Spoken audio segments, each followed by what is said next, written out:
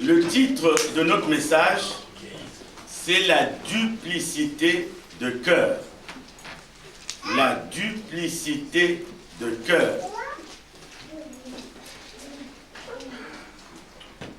Effectivement, avant de rentrer même dans le vif du sujet, le psaume 12, verset 3. Le psaume 12, verset 3 nous dit, si nous pouvons rapidement trouver le psaume 12, verset 3, alors le psaume 12, verset 3, je reprends, psaume 12, verset 3 nous dit, on se dit des faussetés les uns aux autres. On a sur les lèvres des choses flatteuses. On parle avec un cœur double. Donc la duplicité de cœur, c'est tout simplement ce cœur qui est double. Ce cœur qui est double et bien-aimé, c'est une grande ambiguïté. C'est une grande difficulté. C'est un problème gravissime. Et c'est un problème qui dépasse tout entendement que l'homme, dans son comportement d'être humain, dans son comportement de chrétien ou de non-chrétien, ait la duplicité du cœur. Qu'il ait un double langage, qu'il ait un côté ferme et un côté faible, qu'il ait un côté de vérité et un côté de mensonge. C'est ce qu'on appelle la duplicité. Qu'il ait un côté d'amour et un côté de haine. Qu'il ait un côté de pardon et un côté de non-pardon. C'est difficile à cerner, c'est difficile à comprendre. Mais la duplicité vient du malin. La duplicité vient du malin, c'est-à-dire le diable, Satan, qui se noie dans sa ruse, dans sa malice, dans un mot qu'on appelle la trahison. La trahison est un mot qui surprend, un mot qui indigne, un mot qui étonne, un mot qui consterne. La trahison, c'est l'action de trahir. C'est l'action d'être déloyal. C'est l'action d'être infidèle. C'est l'action de livrer par perfidie. C'est l'action qui a pour objectif de détruire un amour, de détruire une cohésion, de détruire une communauté, de détruire une famille, de détruire une équipe de travail, de détruire un couple conjugal, de détruire un foyer conjugal. C'est ça qu'on appelle la trahison.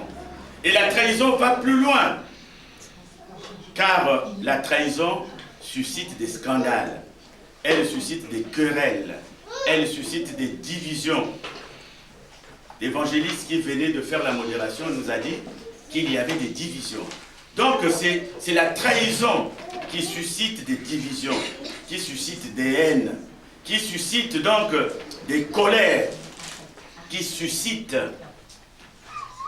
disons, de l'hypocrisie.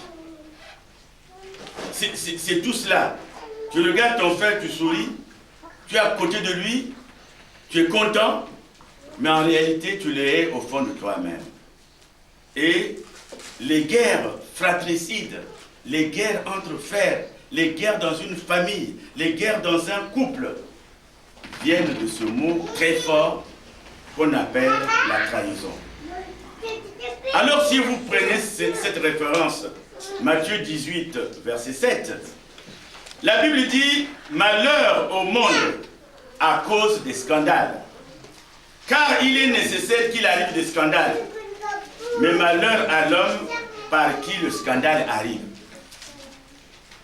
Et Luc 17, verset 1 nous dit, il est impossible qu'il n'arrive pas de scandale, mais malheur à celui par qui ils arrivent. Aujourd'hui, bien-aimés, je voudrais que nous nous penchions au chevet, que nous soyons au chevet de ce qu'on appelle l'Église chrétienne en France. Nous voulons parler de l'Église chrétienne, l'Église dite de réveil en France, particulièrement, et en Europe en général. Cette Église se fait, elle se défait chaque semaine. Il y a une grande différence entre une Église évangélique à dominante africaine et une Église évangélique à dominante français de souche. En milieu africain, nous avons en majorité des personnes qui se disent chrétiennes, mais qui sont immatures, qui sont encore au lait spirituel.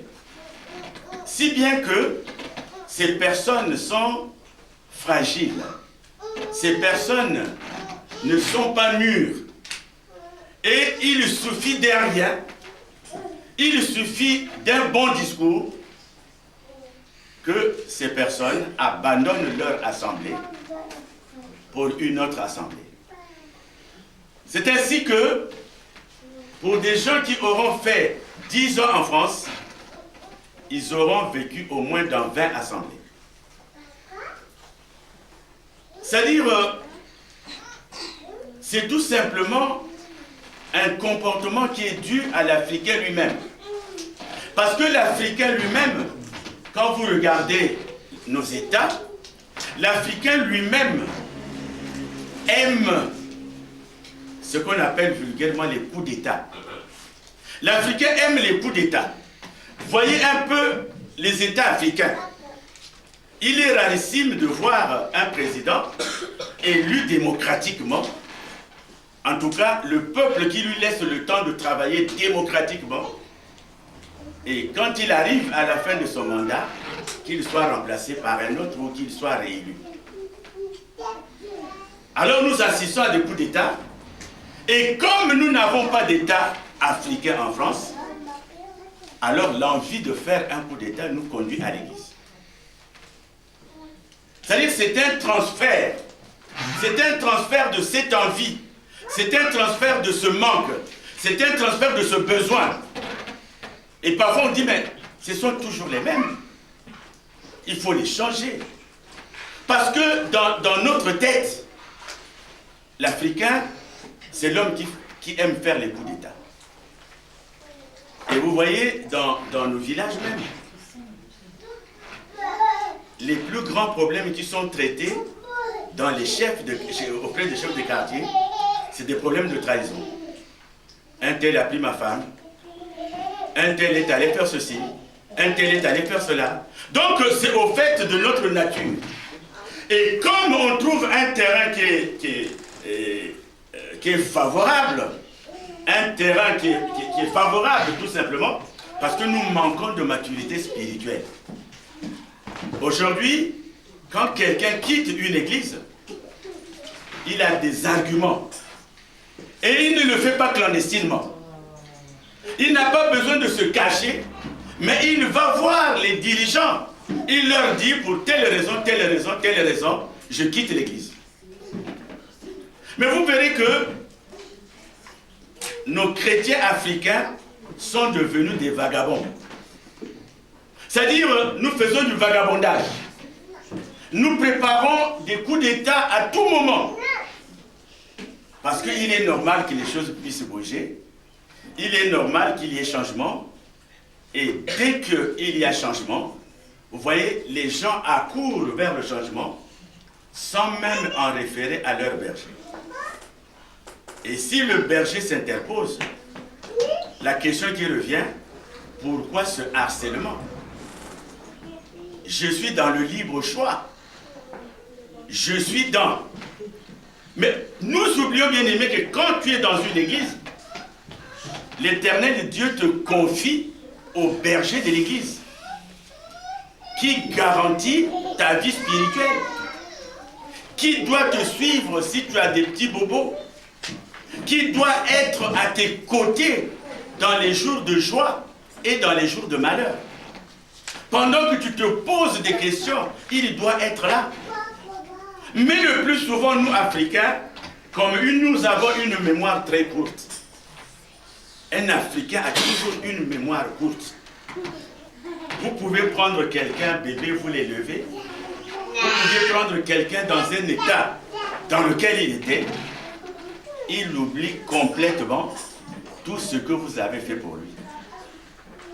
Nous avons une mémoire qui oublie tout et qui s'installe dans le changement. Alors, à quoi nous assistons? Nous assistons à un bouleversement des églises africaines en France, en Europe. C'est un bouleversement qui est permanent. C'est un bouleversement qui est permanent parce que aujourd'hui, vous allez dans une église où vous voyez 200 personnes et le jour où vous allez repasser, vous voyez 10 personnes. Et quelques mois après, quand vous repasserez, vous verrez 300 personnes. Donc, alors que nos collègues français de souche, ils savent pourquoi ils vont à l'église. Ils savent pourquoi ils vont prier. Ils savent pourquoi ils fréquentent une église. Ils savent pourquoi ils ont une offrande dans leur poche. Ils savent pourquoi ils apportent la dîme à l'église. Ils savent pourquoi ils chantent à l'église. Ils savent pourquoi ils lisent la parole à l'église. L'Africain, par nature, je m'excuse puisque moi-même j'en fais partie, par nature l'Africain est un mouton de Panurge. C'est un mouton de Panurge qui ne se pose pas de questions. Et c'est ainsi que vous voyez qu'il suffit qu'il y ait quelqu'un qui arrive, ou il suffit qu'il y ait quelqu'un dans l'église qui se lève comme faiseur de miracles, alors tout le monde va vers le faiseur de miracles. Ce faiseur de miracles fait quelque chose. Un autre faiseur de miracles arrive, on abandonne le premier faiseur de miracles pour le deuxième faiseur de miracles. C'est l'église aujourd'hui. L'église africaine est devenue du business. C'est-à-dire, les gens prennent maintenant l'église pour s'en mettre plein les poches. Ils prennent maintenant l'église pour s'appuyer sur la faiblesse. D'ailleurs, combien méditent la parole parmi les Africains? Combien analysent ce qu'un pasteur donne? Combien sont des chrétiens de béret en milieu africain? Et d'ailleurs, quand on s'adresse au pasteur, quand on s'adresse à un homme de Dieu, quand on s'adresse à un apôtre, quand on s'adresse à un pasteur, en tout cas, on a beaucoup plus de respect lorsqu'on s'adresse à un chien qu'à un homme de Dieu. Il n'y a aucun respect.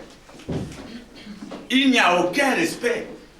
Mais nous devons dire que nous ne respectons pas l'homme de Dieu en tant qu'individu, mais nous respectons sa fonction. Nous respectons ce que Dieu a mis en lui. C'est cela qu'il disait à Montaigne. À chaque fois qu'il s'approchait, s'il vous bien aimé, l'église est devenue un business. Alors si toi tu ne rentres pas dans le business, tu es dépassé. Tu es dépassé. Si tu ne rentres pas dans le business, tu es dépassé. Les églises africaines, bien aimées, sont comme cela. Mais vous verrez chez nos amis français, j'ai eu la grâce de rester un moment dans une église en tout cas entièrement française, j'ai eu la grâce d'apporter la parole dans ces églises-là, mais que vous passiez 1 an après, 2 ans après, vous allez retrouver les mêmes chrétiens. Or, chez nous, les chrétiens changent. Nous changeons les chrétiens. Donc, la fidélité ne se trouve pas dans les églises africaines. Et cela est dû à quoi? Cela, justement, reflète même l'état de nos pays. Vous savez, il n'y a pas de conflit, autant de conflits qu'en Afrique. En Afrique, tous les jours nous avons des conflits. Aujourd'hui c'est tel pays, demain c'est tel autre, après demain c'est tel autre pays. C'est-à-dire, nous sommes dans un état naturel d'instabilité. Et cette instabilité, nous la transportons à l'église. Nous transposons cette instabilité à l'église.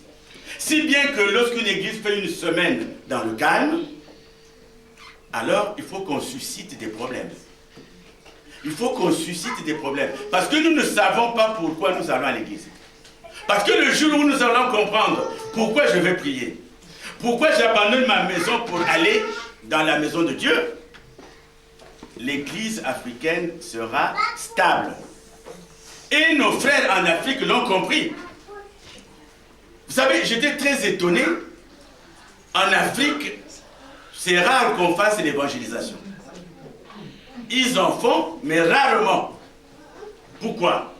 Quand vous arrivez, vous découvrez une église, vous en parlez autour de vous, vous en parlez dans votre famille, vous en parlez auprès de vos amis, vous en parlez dans votre lieu de service, et l'église en un temps record est remplie. Ces gens ne viennent pas pour voir si le fils du pasteur s'est habillé comme ça. Ces gens ne viennent pas pour contrôler comment parle le pasteur. Ces gens ne viennent pas pour voir comment le pasteur s'est habillé. Ils viennent pour leur Dieu. Et regardez un peu les cassettes qui viennent d'Afrique. Regardez un peu à la télévision. Hier avec maman, on regardait, c'est quel pays, maman? Burkina? Quel pays? Où il y avait du gospel. On était dans un pays, mais je vous dis, c'était au Cameroun. Quand vous voyez la joie qu'il y avait dans la salle, vous dites, mais bon sang, pourquoi nous qui avons tout, nous avons des difficultés? Tout simplement parce que le chrétien vit dans la duplicité de cœur. Il a double langage. Et bien aimé, c'est ce que nous allons voir ce matin. C'est vrai avec un décalage horaire qui nous demande déjà de nous excuser. Il y a eu un décalage horaire parce que le culte a commencé. Nous allons, bien aimé, aujourd'hui, examiner quelques cas d'infidélité, quelques cas de trahison dans la Bible. Comment cela s'est passé? Le premier cas, c'est celui du roi David. Nous allons voir le roi David. Et pour cela, je nous invite à lire le psaume 55. Psaume 55. Nous allons lire le psaume 55, versets 13 à 15. Le psaume 55. C'est un psaume de David. Versets 13 à 15. Nous lisons la parole. Ce n'est pas un ennemi qui m'outrage. Je le supporterai. Ce n'est pas mon adversaire qui s'élève contre moi. Je me cacherai devant lui. C'est toi que j'estimais mon égal. Toi mon confident et mon ami. Ensemble nous vivions dans une douce intimité. Nous allions avec la foule à la maison de Dieu. Regardez ici David. Proverbe 55, versets 13 à 15. Ce n'est pas un ennemi qui m'outrage, je le supporterai. Parce que lorsqu'un ennemi t'injurie, lorsqu'un ennemi se moque de toi, lorsqu'un ennemi te trahit, ça ne te dit rien. Tu te dis, c'est pas grave, c'est son rôle. Ce n'est pas mon adversaire qui s'élève contre moi. Parce que si c'était un adversaire reconnu, identifié, il vient vers toi, toi tu n'as pas assez de force, alors qu'est-ce que tu fais? Tu te caches. Mais ce qui choque David ici, c'est que celui qui trahit, c'est quelqu'un qu'il estimait être son égal. C'est quelqu'un qui était son confident. C'est quelqu'un qui était son ami. Et ensemble, ils étaient dans la vigne du Seigneur. C'est donc un compagnon d'armes. C'est donc un compagnon de lutte. C'est donc un ami. C'est donc un frère. Alors, vous savez que cela, au fait, s'adresse à son fils, Absalom. David parle ici de son fils, Absalom, qui avait trahi son père pour prendre le pouvoir. Vous pouvez le lire dans 2 Samuel 15, versets 1 à 15. Et il parle aussi d'Achitophel, qui était son ami, qui était son confident, qui était son conseiller. Donc, Achitophel va trahir David pour aller conseiller le fils rebelle de David. C'est pour cela que David est surpris. Il dit, mais encore, si c'était un ennemi, j'allais comprendre. Si c'est encore un adversaire, j'allais comprendre. Mais c'est toi, mon frère. C'est toi, mon fils. C'est toi, mon ami. C'est toi, mon confident. Je me confiais à toi. Je marchais avec toi. Je luttais avec toi. Alors, David, vous pouvez le comprendre. Et d'ailleurs, le même David dit, dans Psaume 41, nous allons beaucoup lire, Psaume 41, au verset 10. Le même David dit, Psaume 41 au verset 10, il dit, celui-là même avec qui j'étais en paix, qui avait ma confiance et qui mangeait mon pain, lève le talon contre moi. Église, amen. Amen. Celui-là même qui était en paix, celui-là même avec qui j'étais en paix, qui avait ma confiance et qui mangeait mon pain, lève le talon contre moi. Quand c'est son fils Absalom qui trahit le père, quand c'est un ami qui trahit son confident, cela fait mal. Ce mal est permanent.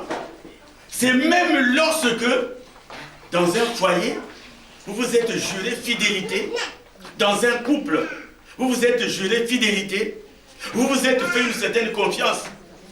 Le mari peut être éloigné de 200 000 km. Il peut être éloigné, je ne sais pas de combien de milliers. Mais vous restez dans la fidélité, vous restez dans la confiance. Et puis un beau jour, vous apprenez que votre mari est allé embrasser une autre femme. Et un jour, vous apprenez que votre femme est enceinte de quelqu'un d'autre. Ça fait très mal. Et c'est dans cet état que se trouve David. C'est un état qui demande l'Esprit de Dieu pour se relever. Si vous n'avez pas l'Esprit de Dieu, vous ne pouvez pas vous relever. Et d'ailleurs, quand nous allons dans les Écritures, vous avez Michée. Michée 7, verset 5 à 7. Vous pouvez prendre la référence. Michée 7, verset 5 à 7. Alors Michée nous dit, ne crois pas à un ami, ne te fie pas à un intime. Devant celle qui repose sur ton sein, garde les portes de ta bouche. Car le fils outrage le père, la fille se soulève contre la mère, la belle-fille contre sa belle-mère. Chacun a pour ennemi les gens de sa maison. Pour moi, je regarderai vers l'Éternel. Je mettrai mon espérance dans le Dieu de mon salut. Mon Dieu m'exaucera. Amen. Et oui, aujourd'hui, nous voyons les fils qui vont outrager, qui vont critiquer, qui vont trahir leur père. Nous voyons les filles qui vont être de véritables rivales à leur mère. Quant à cette histoire de la belle-fille et sa belle-mère, elle est récurrente. Parce qu'il est rarissime qu'une belle mère et qu'une belle fille s'entendent. C'est le plus souvent des ennemis. Et l'ami, c'est lui qui est avec toi, celui qui mange avec toi. Il a un double langage. Ce qu'on appelle la duplicité. Il y a du sucré, il y a de l'amer. Mais le plus souvent, ce qui est amer l'emporte. Il faut voir pourquoi. Et quand vous lisez Jérémie 12, verset 6, Jérémie 12, verset 6, la parole dit, « Car tes frères eux-mêmes et la maison de ton père te trahissent. Ils crient eux-mêmes à pleine voix derrière toi. Ne les crois pas. Quand ils te diront des paroles amicales, il suffit que tu tournes le dos. Il suffit que tu ne sois pas vigilant du tout. Les amis sur qui tu comptais ont un double langage. Ce qu'on appelle la duplicité. Alors ce qui te reste à faire, mon frère, ce qui te reste à faire, ma soeur, c'est regarder seulement le Seigneur. C'est lever seulement tes yeux vers lui. Et comme disait le roi David, d'où me viendra le secours? Il n'y a que Dieu. Quand tu comptes sur un ami, quand tu comptes sur des enfants, quand tu comptes je ne sais sur qui, le jour où tu as besoin d'eux, tu ne les verras pas. Alors, mets ta confiance en Dieu. C'est le seul qui est fidèle. Il n'y a pas un autre. Donc voilà la trahison que David va subir.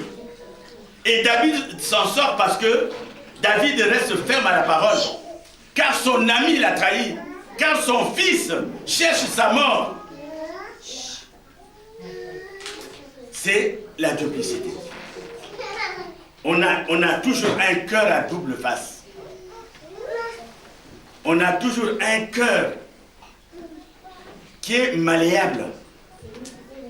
Un cœur qui a beau regarder cet homme. Le jour où il a rencontré sa femme. Ma chérie, il n'y a que toi. Mes yeux ne regarderont jamais une autre femme. Et la femme qui dit, oh, je t'aime ma vie. Je t'aime à mourir. Mais il y a la trahison. Et le plus souvent, quand cela arrive dans un couple, il faudrait que ce couple soit dans la parole de Dieu. Il faudrait que le sens du pardon vienne. Parce que celui qui est à l'origine de toute trahison, c'est le diable. Ce n'est pas ton ami que tu vois, mais c'est le diable. Nous allons le voir tout à l'heure. La deuxième trahison que nous allons voir dans la Bible, c'est celle de Balaam. Balaam, nous allons dans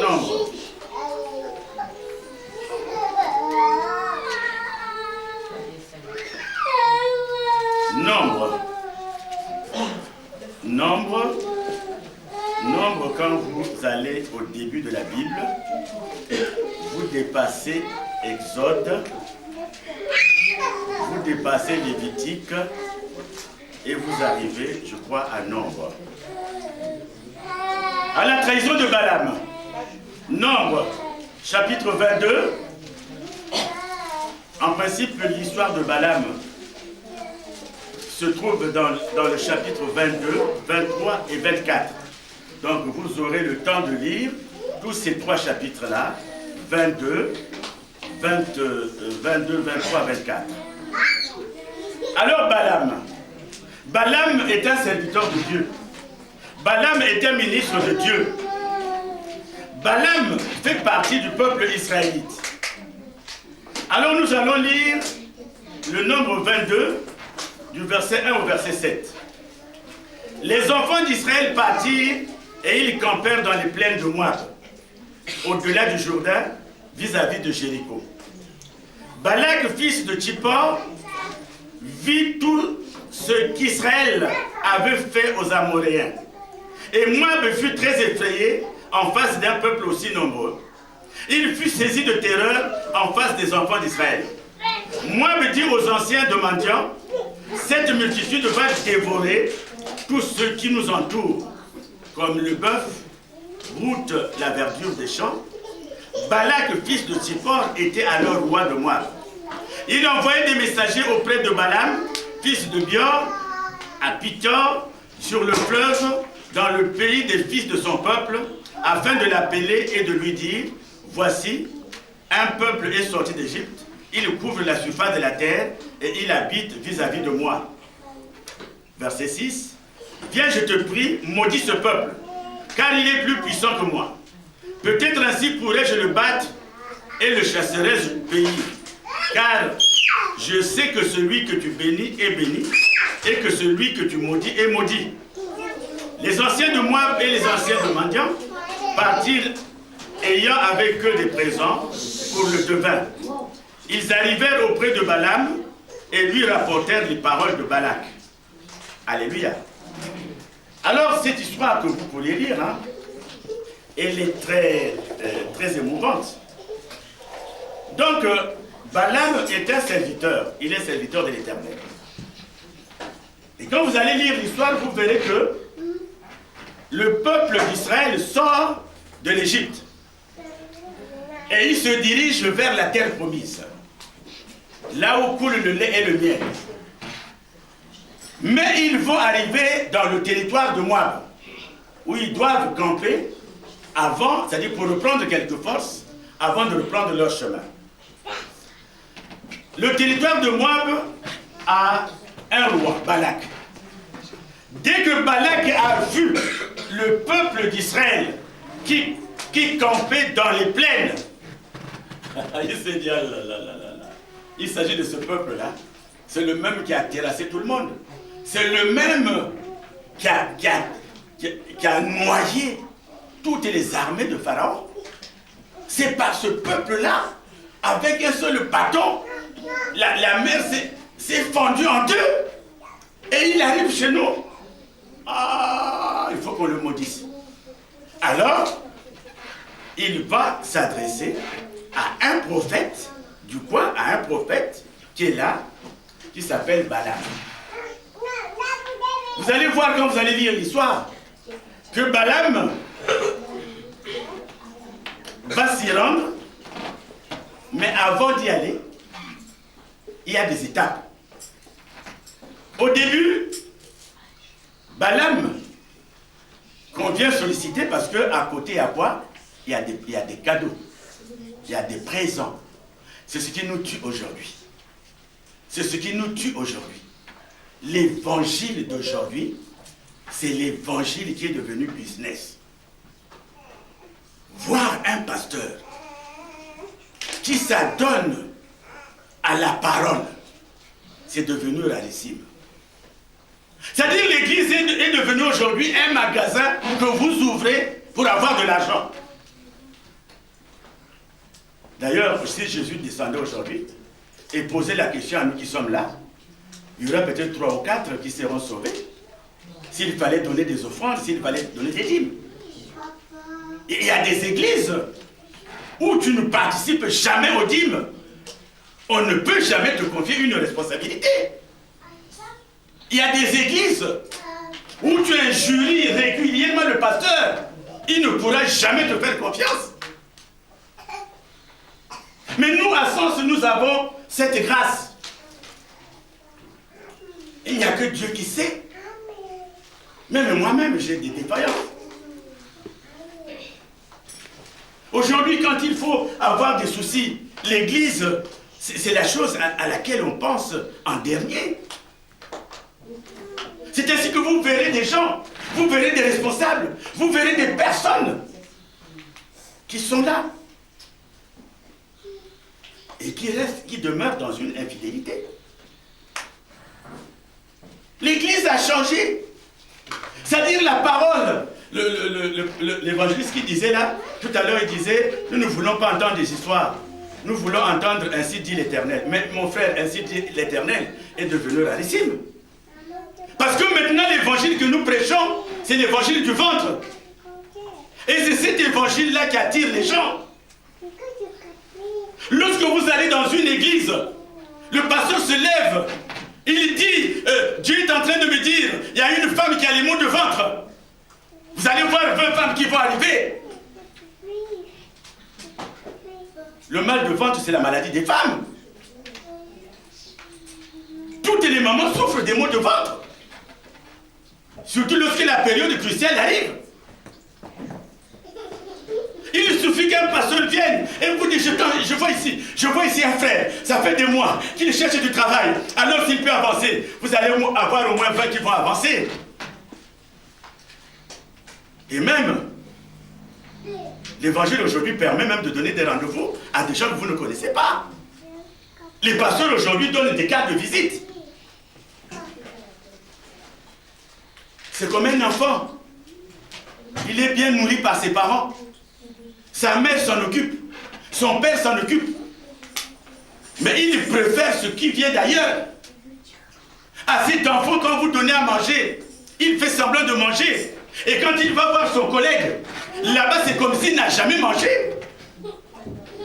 Voilà ce qu'est devenu l'Église.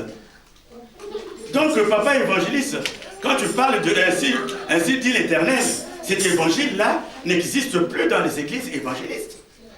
Il n'est plus là, cet évangile. Parce que si tu restes dans cet évangile, ton église va elle sera déserte. Les gens courent maintenant vers les miracles. Les gens courent vers... Il suffit que quelqu'un te dise, je te vois, ta vie a été difficile. Je vois quelqu'un là qui est un peu grand, un peu court. Je vois son... Ça doit être mon oncle Péléka. Parce qu'un peu grand, un peu court, avec un gros ventre, c'est lui. Mais au fond, quand tu regardes quelqu'un qui est un peu grand, un peu court, ils sont nombreux. C'est ça l'évangile d'aujourd'hui. Il faudrait que les enfants de Dieu le sachent. Que les temps sont durs. Que nous sommes dans l'église de Laodicée, où nous allons voir arriver, où nous allons voir beaucoup de choses qui n'ont rien avec Dieu. Alors Balaam, lui, quand on lui présente les cadeaux, quand on lui présente les honneurs, vous savez aujourd'hui, beaucoup ont vendu leur âme pour les honneurs. Quand vous entrez dans une église, toute l'église se lève. Vous n'arrivez pas à 10 heures quand le culte commence à 10 heures. Comment les gens vont vous applaudir? Vous attendez. L'église fait l'adoration, vous attendez. Après tout le système que nous faisons, vous arrivez vers l'adoration, on commence à adorer. Vous savez que le message va commencer à 11 heures. Vous attendez, 11 heures, il faut faire attendre, parce que la vedette se fait toujours attendre. Les stars font toujours attendre. Parce qu'un pasteur qui arrive, tu arrives avant le début du culte, tu vas t'asseoir. Boya, tu vas t'asseoir. Il te regarde. C'est vrai, il faut voir à quelle heure il arrive. Parfois, quand on arrive, on n'est pas prêt. Il est là, il est avec nous. Le vrai pasteur devient celui qui vient en retard. Ils ont déjà chanté pendant 1 heure. Toi, 1h30, tu rentres. Et dès que tu rentres, le modérateur arrête. Nous allons accueillir le ministre de Dieu. Et là, quand vous entrez, vous saluez le peuple. Parce que vous avez l'onction. Quand vous levez la main comme ça, les gens tombent. Dès que vous levez la main, sans aucune parole, les gens tombent. Ils sont en transe. C'est ça l'homme de Dieu. Mais toi qui arrives avant le culte, tu t'assois, tu ne vois rien. Qu'est-ce que tu diras? Donc ainsi dit l'Éternel, papa évangéliste, ça n'existe plus. Il y a peu d'églises où tu peux le trouver. Aujourd'hui, les gens vont vers ça. Alors, Balaam, comme il a entendu qu'on va lui donner des cadeaux, c'est-à-dire des biens matériels, des biens financiers, c'est ce qui tue l'Église aujourd'hui, le bien matériel, parce que j'entends dire par certains collègues, enfin, des collègues, par certains hommes de Dieu, que l'homme de Dieu doit être le mieux habillé de l'Église. Nous qui prenons parfois des costumes qui coûtent je ne sais combien, si vous entendez le prix du costume là, vous allez dire, hé le pauvre, ce qu'il porte. Quand vous voyez ce que nous avons comme monde, vous dites, hé le pauvre. Aujourd'hui, quand vous voyez un homme de Dieu, ce qu'il porte là, c'est de l'or. Hein? Tout est en or, les gourmettes en or. Et aujourd'hui, les chrétiens affolent de ces hommes de Dieu-là. Au fait, ces hommes de Dieu-là ne parlent plus de Jésus, mais ils parlent d'eux-mêmes. Ah, l'évangéliste Manuel. Donc, quand l'évangéliste Manuel, il n'est pas encore entré, que ces échos sont déjà arrivés. C'est ça qui tue l'Église, c'est-à-dire l'immaturité. C'est ça qui tue l'Église. Aujourd'hui, tu vas divorcer avec ton mari parce que tu as trouvé un homme qui est plus beau que ton mari. Mais pourtant, le plus bel homme, c'est ton mari. Tu vas quitter ton église parce que tu as trouvé un faiseur de miracles. Tu vas trouver ton église parce que tu as trouvé un devin. Où est ta fidélité à Dieu? L'église, c'est l'épouse de Christ. On ne quitte pas son épouse comme ça. Alors, bien aimé, Balaam, ce qu'il va faire. Balaam, donc, est versatile. La première fois qu'on vient le voir, Nombre 22, versets 5 à 14, quand on vient le voir, il consulte Dieu. Balaam dit non, je n'irai pas avec vous. La deuxième fois qu'on vient le voir, Nombre 22, versets 15 à 21, quand on vient le voir, Balaam va reconsidérer sa position. C'est vrai, j'avais dit non, mais vous me parlez de beaucoup de cadeaux là, oui. Vous me parlez de beaucoup d'argent, oui. Il y a beaucoup de biens là-bas, oui. Attendez, je vais encore demander au Seigneur. Je crois que le Seigneur va permettre. Ça dit, c'est ce qu'on appelle forcer Dieu. Dieu, on ne l'aide pas. Dieu, on ne le force pas. S'il t'a dit de ne pas y aller, il ne faut pas changer de prière. Parce que Balaam a changé d'autel. Il a changé de position, c'est-à-dire d'orientation de son autel pour maudire Israël. Vous savez, Israël venait de sortir d'Égypte. Et Dieu avait dit à ce peuple que vous irez dans un pays où coule le lait et le miel. Donc ce pays ne pouvait pas être, ce peuple ne pouvait pas être maudit. Alors Balaam, à chaque fois qu'il veut maudire, ce qui sort de sa bouche, c'est la bénédiction d'Israël. Église, amen. Amen. Balaam a l'argent. Il prend l'argent. On lui dit de maudire Israël. Donc dès qu'il se met à prier, en tout cas les paroles qui sortent de sa bouche, c'est des paroles de bénédiction. Balak qu'il avait consulté n'est pas content. Et qu'est-ce qui va se passer? Comme il avait forcé la main, Dieu va lui dire, bon, vas-y. Puisque tu veux y aller, vas-y. C'est ce qu'on appelle le libre arbitre. La parole te dit deux. Toi, tu modifies la parole. Toi, tu veux changer la parole de Dieu. Alors Dieu te dit, oui, vas-y. Donc, Balaam, Dieu va le lui dire, dans Nombre 22 à 33, Dieu lui donne la possibilité, le libre arbitre. Puisque tu veux y aller, il y a de l'argent, il y a tout, vas-y. Alors, c'est là que Balaam sera confondu. Ce qu'on appelle la confusion. Parce que la parole dit, si Dieu est pour toi, qui sera contre toi? Regardez Moïse, il s'est trouvé devant des armées. Mais Dieu lui a dit, prends ton bâton. Le bâton, c'est la parole de Dieu. Il a pris la parole de Dieu. Et Moïse a vaincu les armées. Bien-aimé, aujourd'hui, tous les complots peuvent venir. D'où qu'ils viennent. Tu entendras qu'il y a un complot. Mais si tu es ferme dans ta foi, si tu crois en ce Dieu-là, rien ne t'arrivera. Mais ne change pas. Ne change pas ta fidélité. Ne change pas ce que tu as déjà promis à Dieu. Ici, Balaam va partir. Verset 22, chapitre 22, verset 22 à 33. Quand il va partir, parce qu'il y a la volonté parfaite de Dieu. Et il y a la volonté qui est permissive de Dieu. Ces deux s'opposent. Alors, Balaam va rentrer dans la volonté qui est contraire à Dieu. Il a seulement entendu, vas-y. Vous avez bien aimé, il aura une confusion.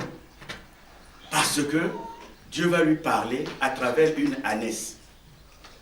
Il y a une ânesse qui va le porter et c'est l'ânesse qui va parler à Balaam. Il va taper l'ânesse, c'est-à-dire l'ange de l'Éternel vient, Balaam qui causait avec l'ange de l'Éternel. Balaam ne voit plus l'Esprit de Dieu. L'Esprit de Dieu est là. Alors l'ânesse est obligée de s'écarter pour laisser passer l'Esprit de Dieu. Alors lui, comme il ne voyait pas, il tape l'âne. Il tape l'ânesse. L'ânesse qui dit, mais pourquoi tu me tapes? C'est la deuxième fois dans la Bible qu'un animal ou un reptile parle à l'homme. La première fois, c'est dans Genèse, quand le serpent va parler à la femme. Dans Genèse. Et la deuxième fois, c'est Balaam, l'ânesse qui va parler à Balaam. C'est une belle histoire que vous pouvez lire. Hein? Donc, Balaam est confondu. Tel est le résultat, en tout cas qu'attend toutes ces personnes-là qui font de l'église du business. Toutes ces personnes-là qui profitent des misères des gens. Nous avons des soucis. Qui ne voudrait pas vivre heureux? Donc il y a des gens qui profitent des misères des gens pour s'en faire plein les poches. C'est ce qui attend ces gens-là. La confusion. La confusion. Ici, Balaam est confondu parce que Balaam, au lieu de mettre en avant la parole de Dieu, il met en avant le profit. Il met en avant les biens matériels. Or que la Bible nous dit, cherchez d'abord le royaume des cieux et le reste vous sera donné. Église, amen. Amen. Église, amen. Amen. Alors Balaam est confondu. Et Balaam aura un geste que beaucoup de serviteurs n'ont pas. Quand vous allez au verset 34-35, Balaam va se repentir. Il va demander pardon à Dieu. La repentance. Toi, par ton comportement, repens-toi. Et quand Balaam va se repentir, il devient agréable à Dieu. Il devient agréable à Dieu parce que Balaam va confondre Balak le roi. Le roi est confondu. Et le même Balaam va faire triompher la parole de Dieu. Dieu avait dit que le peuple d'Israël soit béni. Et ce peuple a été béni. Dieu est celui qui dit ce qu'il fait et qui fait ce qu'il dit. Église, amen. Amen. Donc la parole de Dieu s'est accomplie dans ce peuple-là. C'est pour cela, bien aimé, quand vous allez dans Ésaïe 54, vous pouvez prendre la référence. Ésaïe 54, verset 17. La parole nous dit, toute arme forgée contre toi sera sans effet. Et toute langue qui s'élèvera en justice contre toi, tu la condamneras. Tel est l'héritage des serviteurs de l'Éternel. Tel est le salut qui leur viendra de moi, dit l'Éternel. Et quand vous allez dans Ésaïe 14, verset 14, l'Éternel combattra pour vous et vous gardez le silence. Et quand vous allez dans Deutéronome 32, 35, à moi la vengeance, à moi la rétribution, quand leur pied chancellera, quand le jour de leur malheur se rapproche, et ce qui les attend ne tardera pas. Vous savez, le prophète Balaam a été tué par les enfants d'Israël, ceux-là même qu'il voulait maudire. Vous pouvez lire ça dans Josué 13, verset 22. Josué 13, verset 22. Le faux prophète Balaam a été tué par l'épée, par les enfants d'Israël. Donc, ce qui veut dire que, à chaque fois, quelqu'un qui s'éternise dans le mal, finit par recevoir le mal. Mais si tu es victime, Dieu transforme le mal qu'on te fait en victoire. Toi, qui as l'habitude de lorgner les femmes d'autrui, tu vas déranger un couple, tu vas déranger un foyer. Ce foyer a vécu longtemps, ce foyer a traversé des hauts et des bas. Mais toi, tu veux t'interposer parce que l'homme est beau, parce que l'homme t'intéresse. Sache que tu rentres dans la malédiction de Dieu. Et toi, femme, qui te fait deuxième bureau, alors que cet homme est déjà occupé. Toi qui te fais deuxième bureau, troisième bureau. En Afrique, il y en a qui vont jusqu'au 20e bureau. Ce qui compte, c'est l'argent qu'on reçoit. Toi qui travailles comme ça, toi qui regardes la femme de ton ami, sache que tu es en plein dans la malédiction. Et je voudrais toujours vous rappeler quelque chose. Ce n'est pas de moi, mais c'est de Dieu. Aujourd'hui, quand tu vois un homme de Dieu, parce que dernièrement, j'ai déjà vu des bêtises. Quand je présentais, quand j'étais en train d'expliquer, j'entendais dans l'église des guignols. Des guignols qui disaient, mais voilà, un tel n'est plus évangéliste, il devient un frère, un simple frère. Un tel n'est plus pasteur, il devient un simple frère. Mon frère, ma soeur, fais attention à ce que tu dis. Fais attention à ce que tu dis. Moque-toi de toi-même. Moque-toi de ton fils. Moque-toi de ton mari. Mais on ne se moque jamais de Dieu. Ces personnes ont été établies. Ces personnes, on a prié pour elles. Le jour où on fait la prière pour ces personnes, ici, là-bas, les anges ont fait la même prière. C'est comme je dis souvent. Il y a des gens qui disent, mais toi, moi je suis différent. Parce que j'ai un ministère déjà déclaré. Tout le mal que je ferai, si je suis voleur, si je suis coureur de jupons, si je suis un menteur, ce n'est pas à toi de me juger. C'est Dieu qui va me juger. Et c'est sévèrement qu'il va me juger. Ne t'amuse pas à perdre ton temps.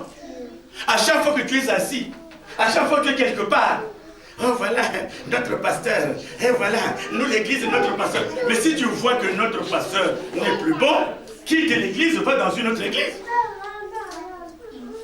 Quitte l'église, pas dans une autre église. Vous savez, quand on commence une église, on est toujours seul. Ce que vous avez vu il y a quelques jours ici, quelques jours quand vous regardiez le parking, moi quand j'allais dans le parking, c'était plein à craquer.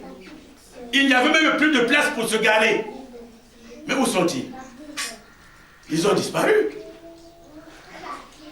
Mais c'est une mise à l'épreuve. Nous allons persévérer. Nous allons prier. Le parking sera encore plein. Surtout que maintenant on a déjà commencé à construire la nouvelle salle. Et il n'y a pas de raison qu'on n'habite pas là-bas. Il y aura tout là-bas. Mais toi, ne te fie pas à ce que tu vois. Quelqu'un qui sert Dieu, même si c'est un simple modérateur, qui vient là, il a la responsabilité de diriger l'église. Il a la responsabilité de diriger le culte. Ne perds pas ta salive sur cet homme-là. Parce que tu rentres dans la malédiction.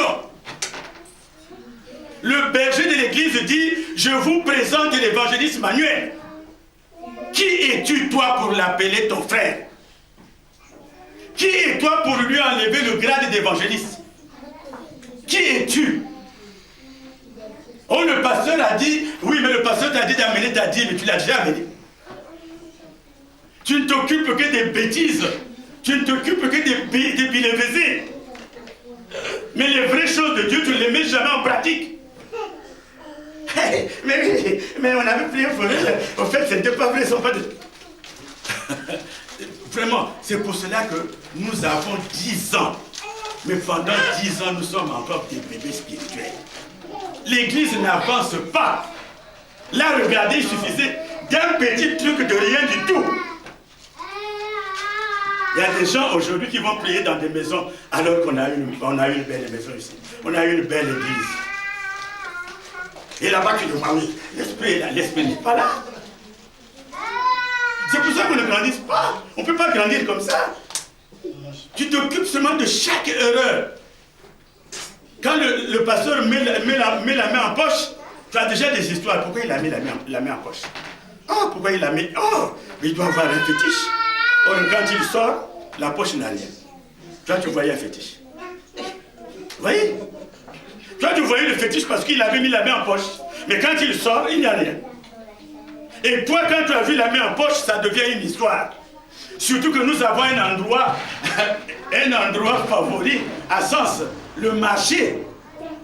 Quand tu arrives au marché, et j'ai des nouvelles. Mais comment veux-tu que les gens qui sont dehors puissent venir à l'église? Comment veux-tu qu'ils puissent venir? Tu es marié à un homme, tu as eu des enfants avec cet homme, mais tu ne cesses de te moquer de lui. Tu ne le respectes pas. Comment veux-tu que les gens puissent respecter ton mari? C'est la même chose. Le pasteur, c'est l'image de Christ dans l'église. Quand la Bible dit, quand la Bible s'adresse aux églises, quand il s'adresse à ces églises-là, quand il s'adresse aux saints, il s'agit du berger de l'église. Mais toi, tu vas déjà salir le berger de l'église. Vous savez, quand il vient, surtout que maintenant, tu regardes, mais il est comme ça, mon frère. Ne perds pas ton temps. Si tu penses que moi je fais des fautes, prie pour moi.